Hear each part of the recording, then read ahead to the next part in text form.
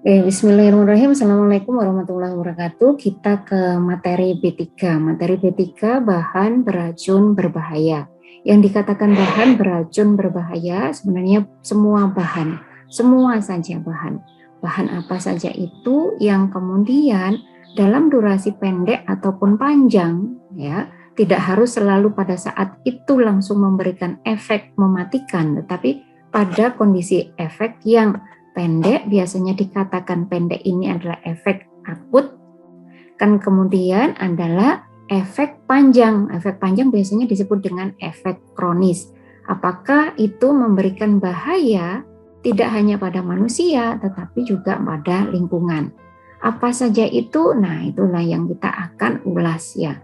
Apa saja yang terkini? Kadang-kadang kita sehari-hari kita perlu mengenal apa saja yang ada di dekat kita, yang di dekat kita ini yang bisa memberikan efek bahaya.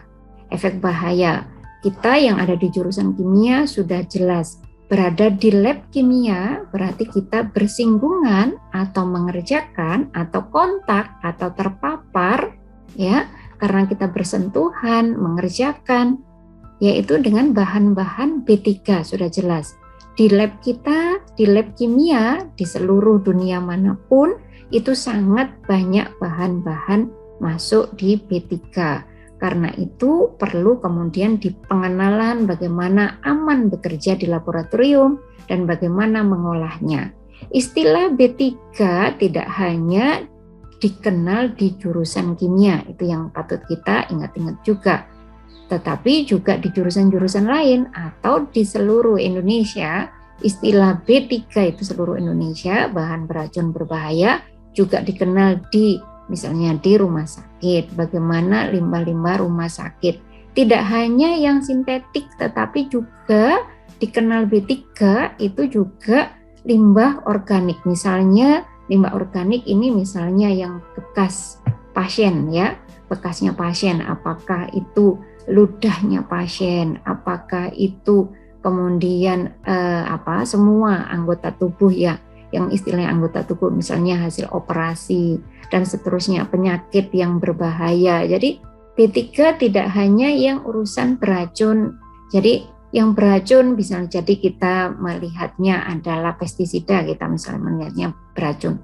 Tetapi bahan beracun berbahaya. Nah, berbahaya yang dikatakan berbahaya tidak hanya dari sisi bahan kimia, tetapi juga misalnya adalah bahan yang bisa menyebarkan penyakit ya, misalnya mengandung virus, mengandung bakteri, sehingga misalnya yang di rumah sakit limbah-limbah yang dianggap sebagai B3 itu harus dibakar dengan suhu yang sangat tinggi, diabukan, rata-rata diabukan, misalnya 600 derajat, 700 derajat, 800 derajat, sampai begitu.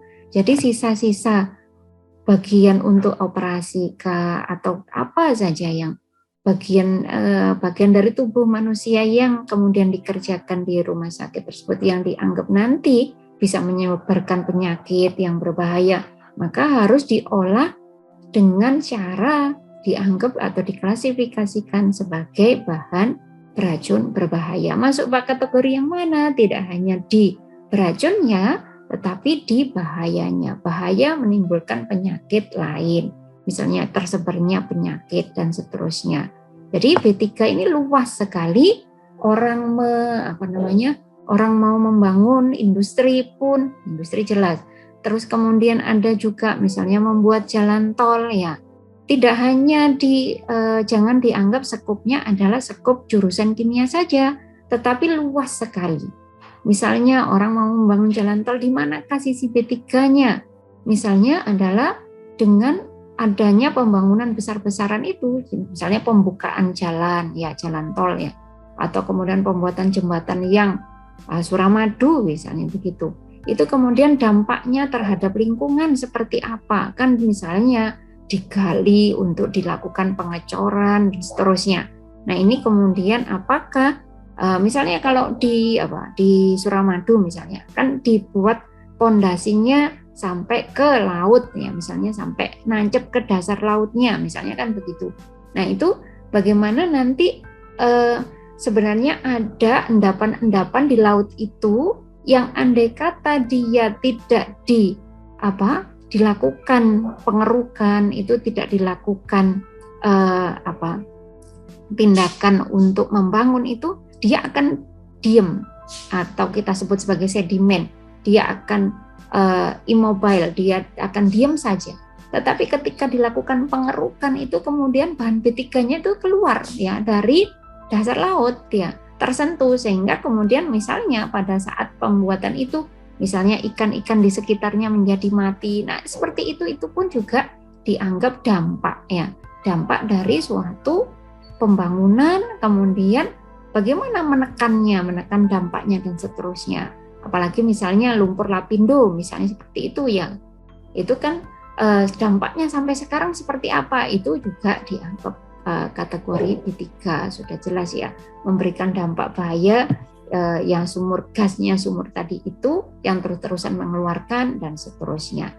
Oke, yang tampak di layar misalnya, jadi tadi tentang prolog tentang B3 itu luas sekali, tidak hanya sekup belajarnya orang kimia ya, apalagi kimia lingkungan, bukan milik kimia lingkungan, tapi seluruh rakyat Indonesia itu di bagian-bagian mana saja juga bisa mengenal tentang B3 gitu ya. Yang tampak di layar ini adalah neurobehavioral effect of developmental toxicity. Jadi beberapa toxicity, beberapa terkini, bahan terkini yang masuk dalam perkembangan racun yang akrab sehari-hari di kehidupan kita, yang itu mengancam kesehatan kesehatan saraf ya, memberikan efek pada kesehatan saraf, perkembangan racun begitu ya, perkembangan sesuatu yang beracun ya, masuk B3, perkembangan sesuatu yang beracun itu maksudnya begini, sebelumnya bisa jadi tidak dianggap racun, kemudian berkembangnya tahu-tahu itu kemudian berdampak menjadi racun, itu maksudnya ya. Nah, itu yang mengancam kesehatan saraf.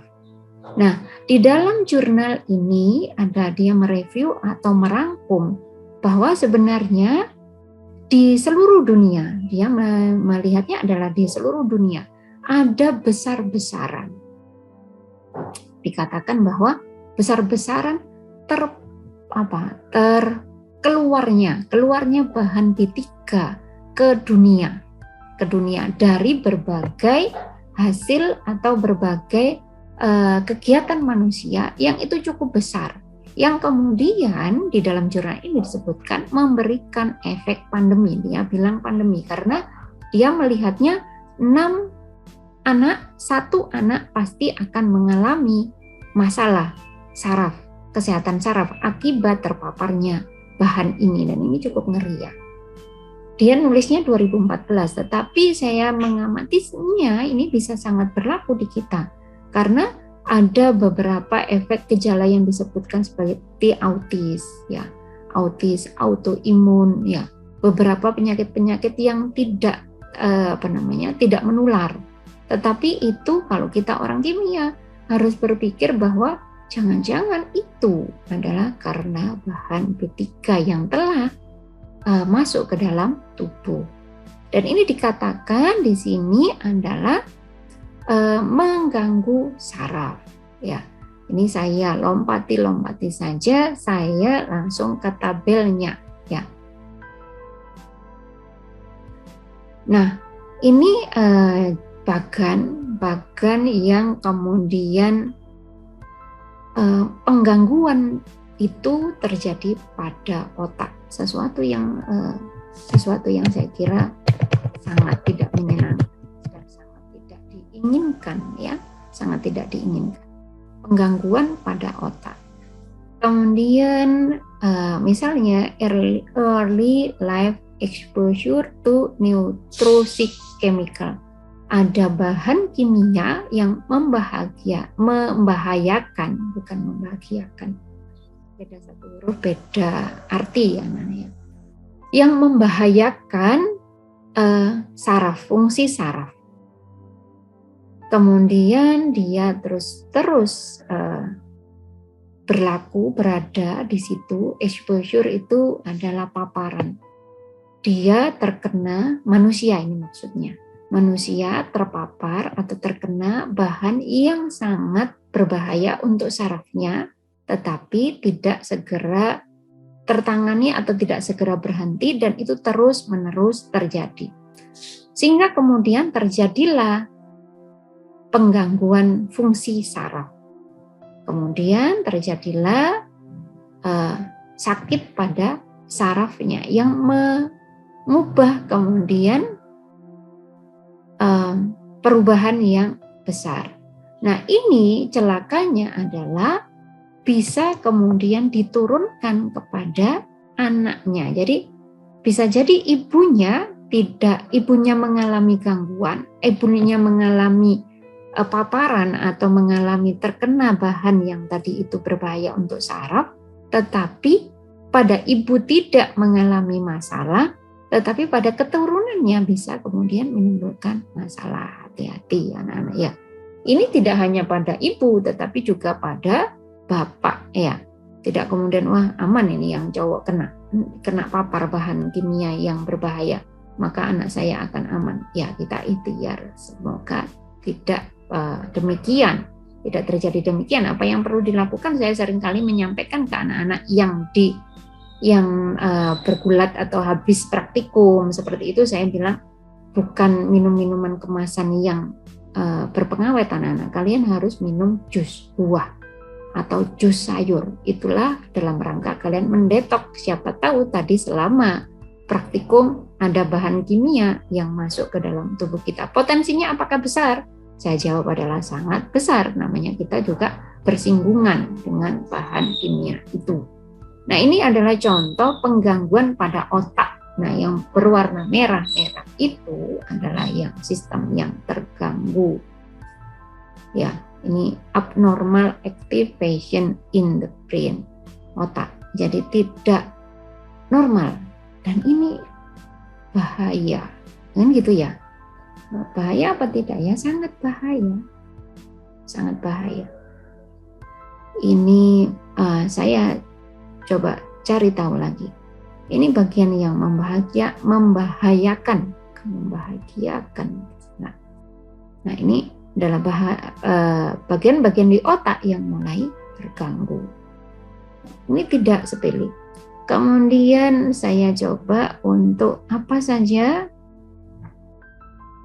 ada yang dianggap disuspek itu, maksudnya diduga apa saja. Industrial chemical known to be toxic to the human nervous system in 2006 and 2013 according to Chemical Group. Jadi ini bahan-bahan kimia yang berbahaya untuk sistem saraf. Ya, yang dirangkum sejak 2016 sampai 2013 yang dia rangkum, penulis rangkum. Ya, ini saya kira jangan-jangan di kita masih ada kan gitu ya. Hati-hati ya.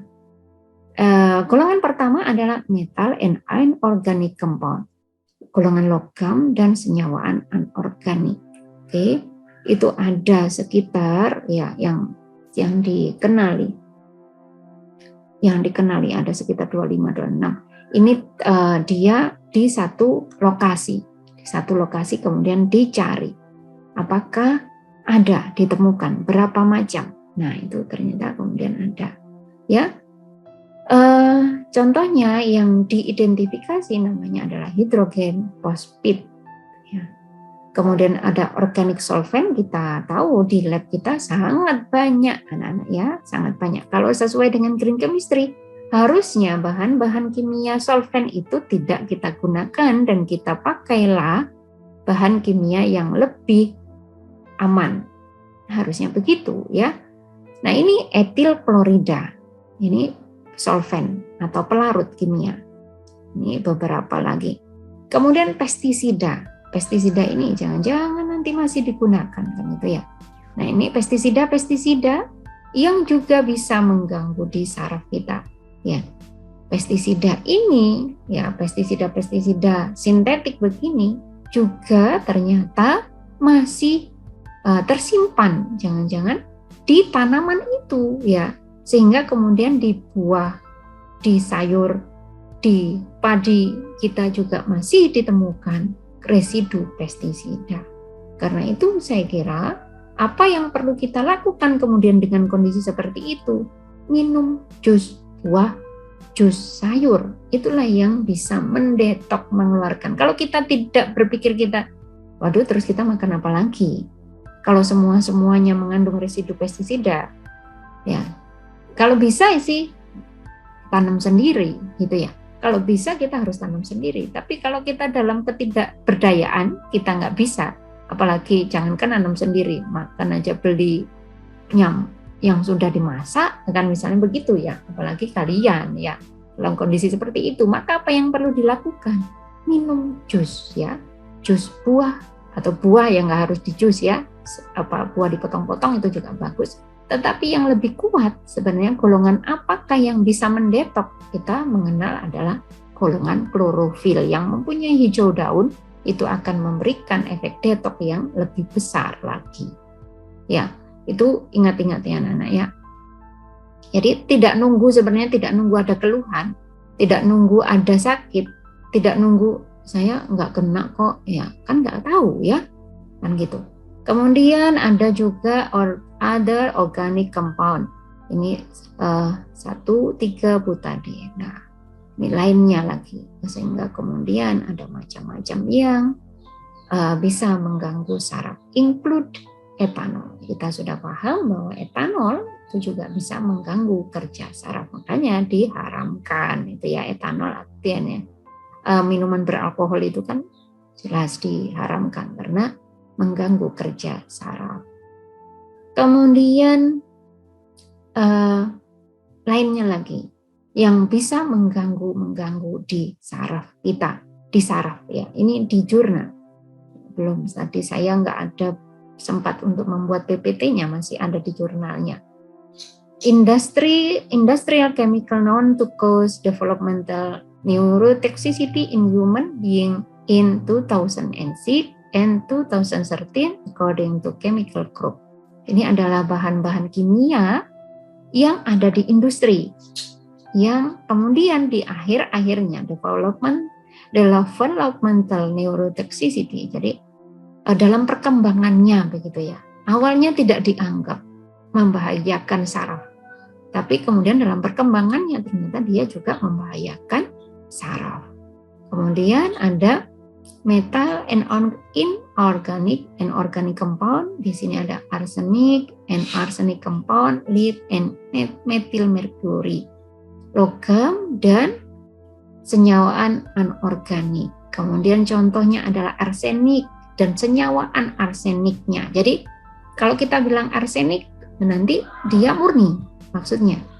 Atau ion berada dalam bentuk ionnya. Itu kita sebut sebagai arsenik. Kalau kita sebut sebagai arsenic compound, berarti dia sudah menjadi senyawaan lain, ya, senyawaan lain. Jadi begini anak-anak. Misalnya merkuri itu kita tahu dia berbahaya, tetapi metil merkuri jauh lebih bahaya lagi. Ternyata metil merkuri itu dihasilkan oleh siapa? Yaitu adalah merkuri yang sudah dimakan atau diambil oleh bakteri. Kemudian bakterinya menghasilkan senyawaan metil merkuri begitu.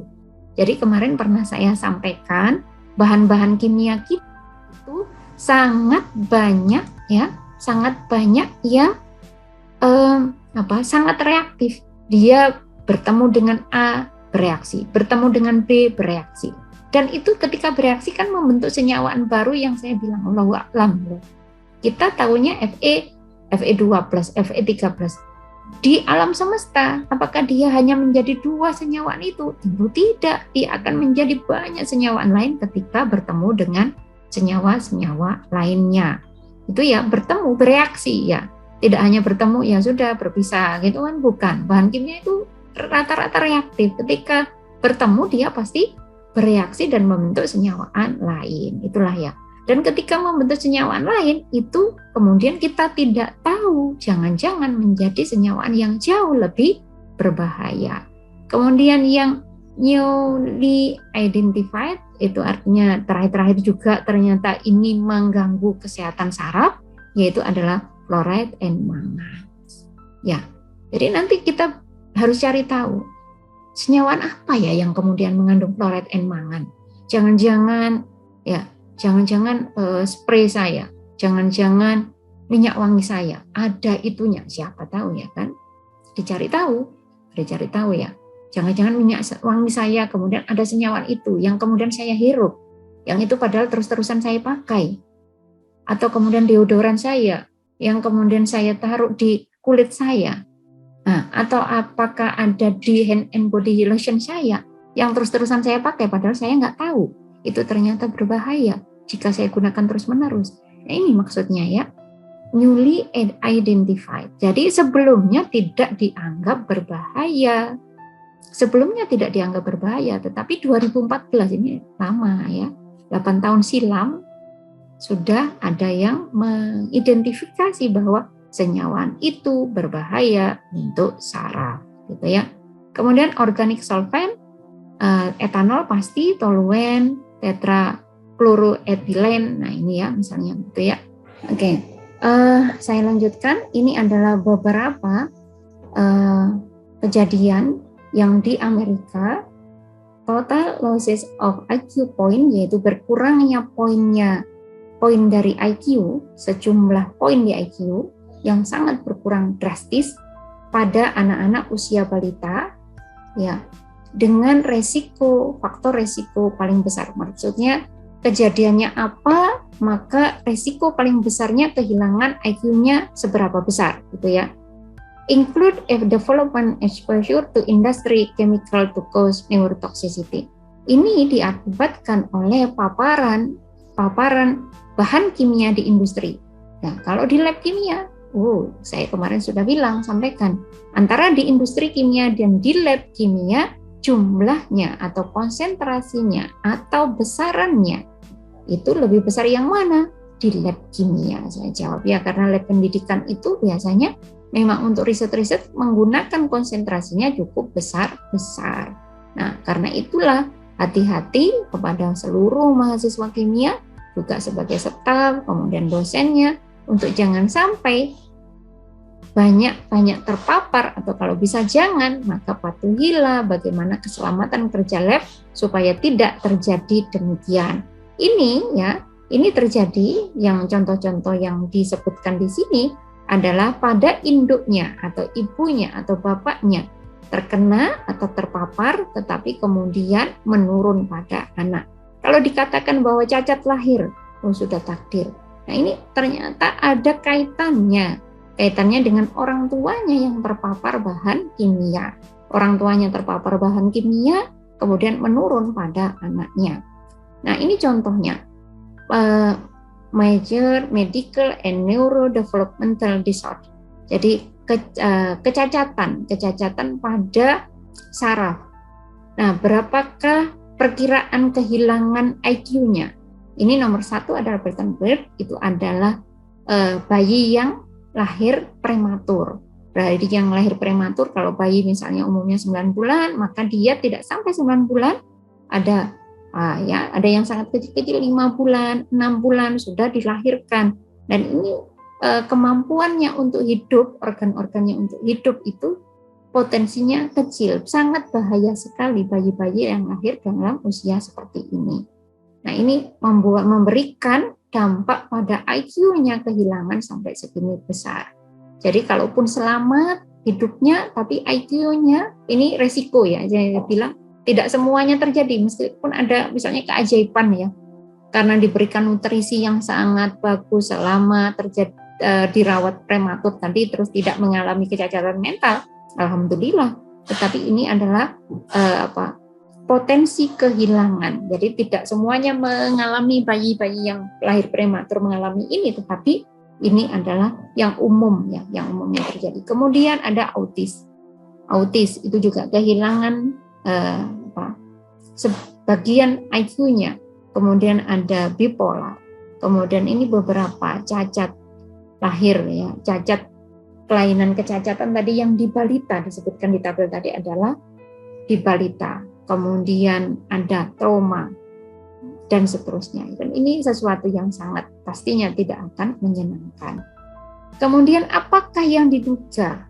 Apakah senyawaan, apakah bahan kimia, apakah yang diduga bisa menyebabkan itu? Ini adalah environmental chemical exposure-nya atau bahan kimianya apa? Itu ada PB, kemudian metil merkuri. Jadi kalau PB itu mengurangi IQ sebesar apa, dia paling besar ternyata. Ingat ya, asap kendaraan bermotor pun itu juga mengandung PB. Di riset itu ada, misalnya antara Bapak polisi Polantas yang bertugas di jalan raya dan yang kemudian tidak di jalan raya, itu kemudian pada rambut Bapak polisi tadi, Bapak Polantas tadi itu dijumpai akumulasi PB. Nah, ini rawan kemudian jika diturunkan pada generasi berikutnya atau keturunannya. Kemudian ada metil merkuri, pengurangannya seperti apa? Pengurangan pada IQ. Kemudian organofosfat pesticide, ya. Jadi pestisida sintetik itu sangat-sangat tidak disarankan karena inilah bisa menurunkan kecerdasan.